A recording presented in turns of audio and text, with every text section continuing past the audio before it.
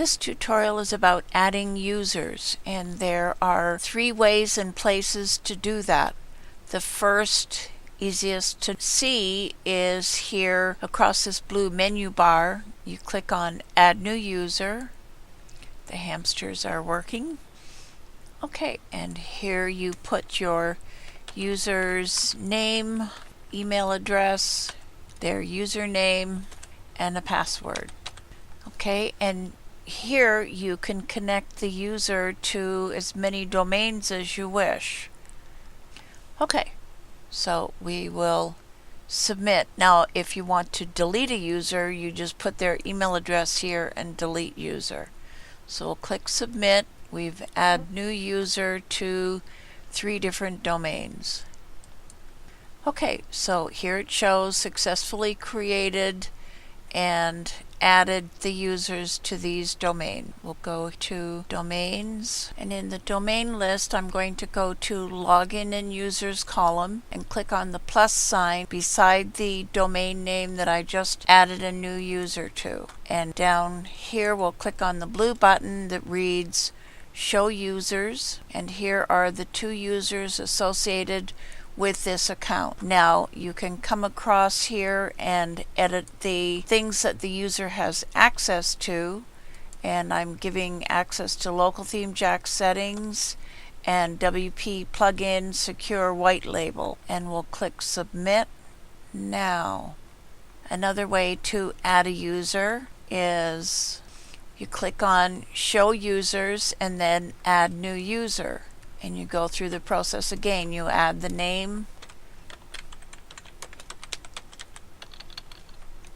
So I added the name, the email address, a username, and a password, and click submit. So that is the second way to add a user, and this is you are adding users to your websites. So the third instance of adding a user would be for adding a VA to access and manage certain websites, or giving access to a client, letting them log into WPGateway, and all they would see would be their own site. So the first part that we do is we go to click on account and click on groups and add new group. So give the group a name and save. Okay, so right now it shows that there are no websites.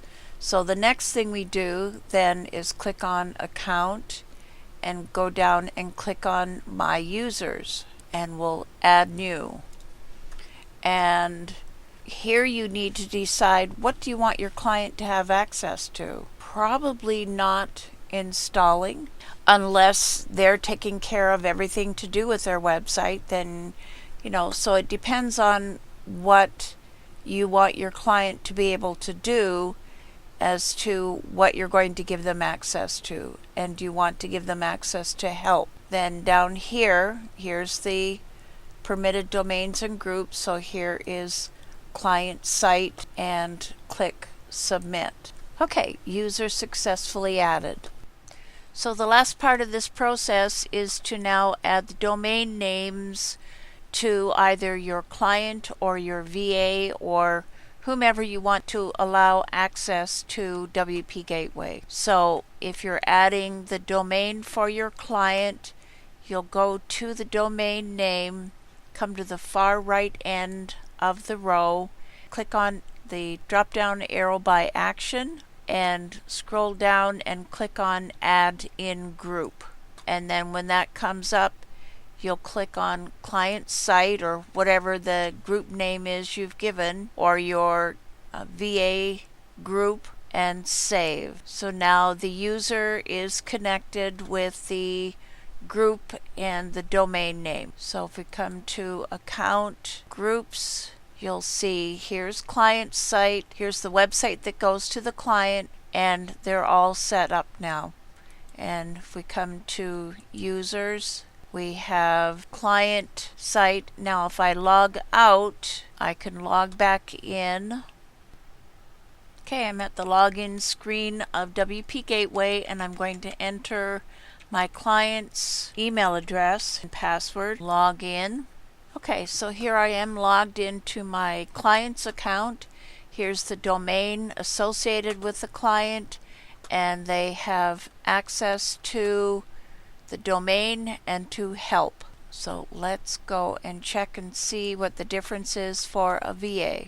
So if this were, let's go to my users, go back, and okay, so here is, if you look underneath allowed pages in assistants or clients, or this is users, you can see what access you've given to them.